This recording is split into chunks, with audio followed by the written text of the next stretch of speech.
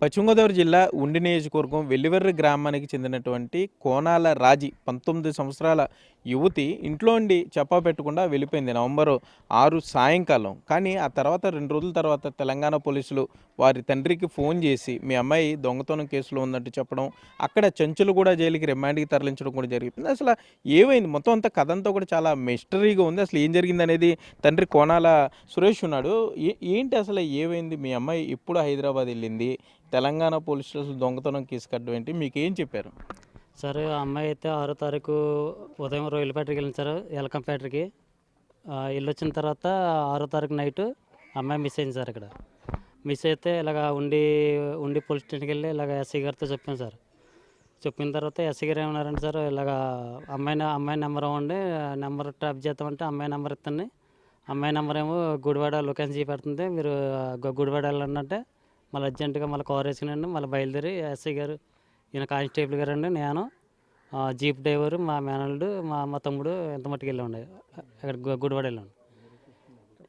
ఇక్కడ గుడివాడ వెళ్ళొచ్చిన తర్వాత మళ్ళీ ఏమన్నారంటే, ఇలా ఖమ్మం పెడుతుందమ్మా లొకేషను, ఖమ్మం పెట్టి అక్కడి నుంచి మళ్ళీ లొకేషన్ పెడతలేదు, ఇంకా సర్లే వచ్చాను, మీరు రేపు దిట్ట ఎంక్వైరీ చేస్తారు అని అంటే మేము మళ్ళీ అక్కడి నుంచి ఇంటికి వచ్చేస్తాం జరిగింది సార్. వచ్చిన తర్వాత మళ్ళీ ఇది అమ్మాయి ఏమో ఇక్కడ 6వ తారీఖున వెళ్ళించారు. అక్కడ కేసులు ఏమో 6వ తారీఖున 5 గంటలకి ఒక కేసు అండి, 7 గంటలకు ఒక కేసు, సాయంత్రం 4 గంటలకు ఒక కేసు, అలాగే కేసులు పెడుతున్నారు సార్ అమ్మాయి మీద. అమ్మాయి అయితే 6వ తారీఖున అయితే ఇక్కడ ఉంది సార్. ఇక్కడ ఉంది. ఇలాగ ఎల్కం ఫ్యాక్టరీలోని వెళ్ళిన ఆ కంపెనీ వాళ్ళు మాకు ఒక లెటర్ రాసి స్టాంప్ ఇచ్చారండి, మా దగ్గర అవి ఉన్నాయండి. అమ్మాయి అయితే 6వ తారీఖున అయితే ఇక్కడ ఉంది సార్. ఇక్కడ అంటే తెలంగాణలో మొత్తం 5గురు వరుస దొంగతనాలు చేసే టీంతో ఆ బ్యాచ్తో మీ అమ్మాయి ఉందని అక్కడ పోలీసులు అరెస్ట్ చేశారు. ఏంటి వాళ్ళకేను మీ అమ్మాయికి ఏంటి సంబంధం అసలు?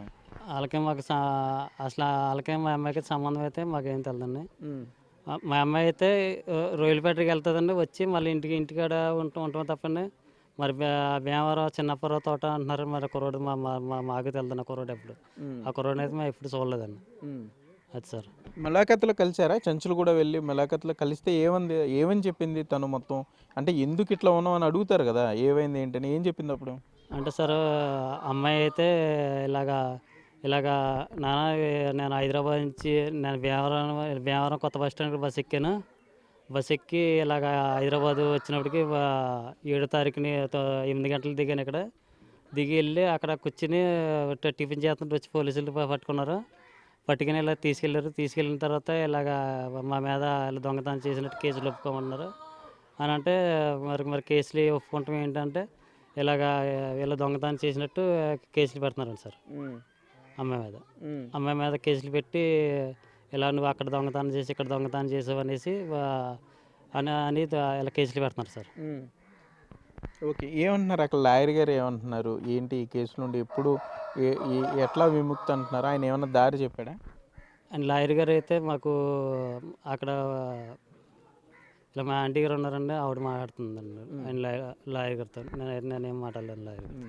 ఇప్పుడు 1 నుండి 5వ తారీఖు వరకు కంపెనీకి రాలేదని కంపెనీ వాళ్ళు చెప్పారు. 6వ తారీఖు వచ్చిందని కూడా వాళ్ళు ఇచ్చారు. ఏంటి 1 నుండి 5 వరకు ఏం చేస్తుంది మరి? అంటే ఆ టైంలోనే మరి ఫ్యాక్టరీకి వెళ్ళదండి, అందులో వరుసలు ఒకటి కదండి.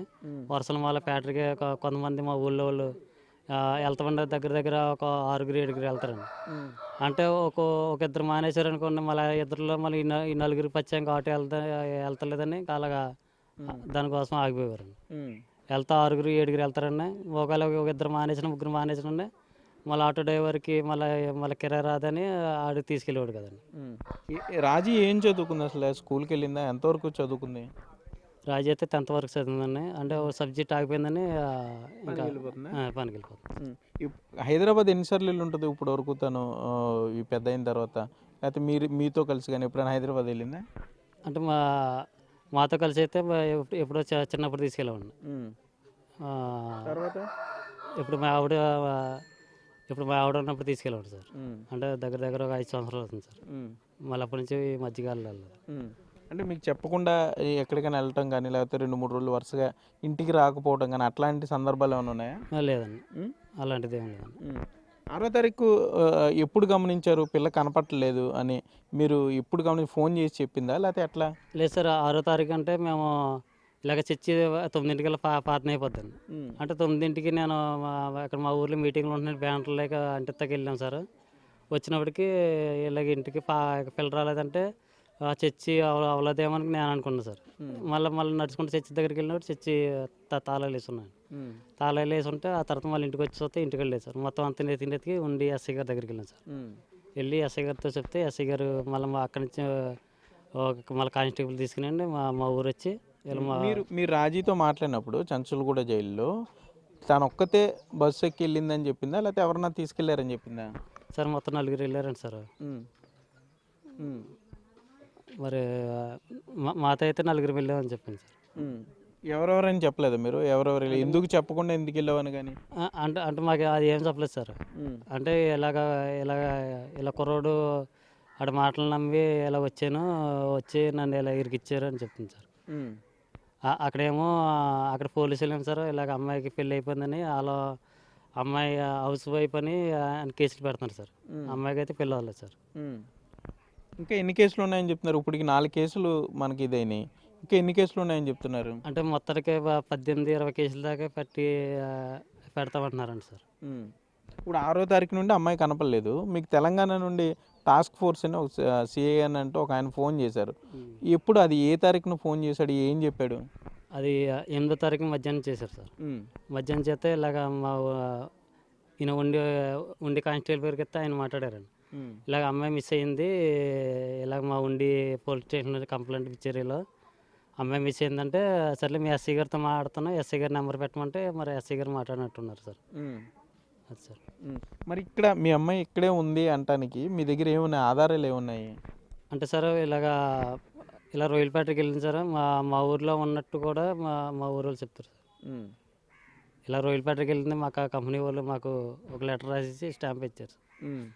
అక్కడ హైదరాబాద్ వెళ్ళిన తర్వాత అక్కడ పోలీసులు ఏం చెప్పారు? మా అమ్మాయి లేదు అని మీరు స్టేషన్కి వెళ్ళారంట కదా, మరి స్టేషన్కి వెళ్ళినప్పుడు అక్కడ సిఐ గారికి చెప్పారా ఇట్లా మా అమ్మాయి లేదు పలానా రోజే బస్సు ఎక్కిందన్న విషయం చెప్పారా? చెప్పామండి. చెప్తే మీ ఊర్లో లేదని మీకు అంత గ్యారంటీ అంటే మేము పట్టుకున్నాం, మా ఇక్కడ దొరికింది కాబట్టి మేము పట్టుకున్నాం అని చెప్తున్నారు సార్.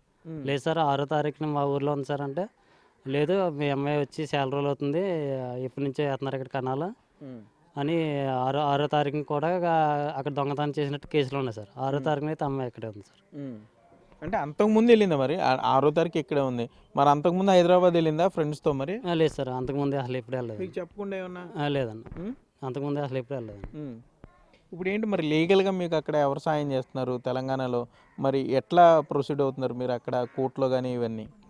అంటే లీగల్గా అంటే మాకు అక్కడ ఒక లాయర్ గారు పెట్టుకుంటున్నాం సార్. ఆ లాయర్ గారు ఆయనే చెప్తున్నారండి. మరి మాకు తెలంగాణలో అయితే అక్కడ ఏం మాకు ఎవరు తెలదండి. ఒకవేళ ఎవరిని అడిగి మా సమాధానం కూడా సరిగ్గా చెప్తలేదు. బెయిల్ వేసారు కదా, బెయిల్ వచ్చింది కదా, బెయిల్ వచ్చినా కూడా మరలా ఇంకా అక్కడే ఎందుకు ఉంటారు?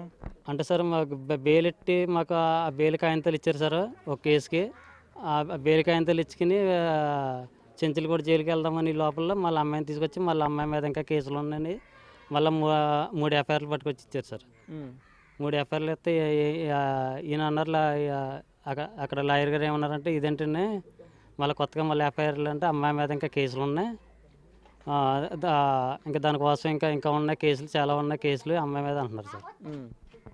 ఓకే, అయితే మనం చూస్తున్నాము ఇక్కడ తండ్రి సురేష్ మాట్లాడిన మాటలు కూడా విన్నాం. అంటే 6వ తారీఖు ఇక్కడే ఉంది, 6వ తారీఖు రాత్రి నుండి కనపడలేదు, 6వ తారీఖు చర్చికి కూడా వెళ్ళిందంటూ కూడా సురేష్ చెప్తున్నాడు. ఇప్పుడు ఇక్కడ చూసినంత వరకు మరి కోనాల రాజీకి సంబంధించి ఆమె చేసినటువంటి స్నేహాల వల్లే ఆమె ఇప్పుడు ఇబ్బంది పడుతుందా, లేకపోతే అక్కడ నిజంగా తెలంగాణ పోలీసుల దగ్గర రాజీ ఉన్న సీసీ కెమెరా సాక్ష్యాధారాలు ఏమన్నా ఉన్నాయా, లేదా లోతైన దర్యాప్తు చేసి ఎందుకంటే 100 మంది దోషులు తప్పించుకున్నా పర్లేదు కానీ ఒక నిర్దోషికి శిక్ష పడకూడదు అనేది ఎప్పటి నుండో మనకి చట్టంలో చెప్తుంది. అటువంటిది నిర్దోషిగా ఉన్నటువంటి రాజీని ఇప్పుడు ఆమె చెంచులగూడ జైల్లో సుమారు 1 నెల రోజుల నుండి ఆమె రిమాండ్లో ఉంది. ఒక కేసులో బెయిల్ వచ్చిన తర్వాత కూడా మరలా పీటీ వారెంట్ వేసి మరలా ఆమెను చెంచులగూడ జైలుకి తరలించారు.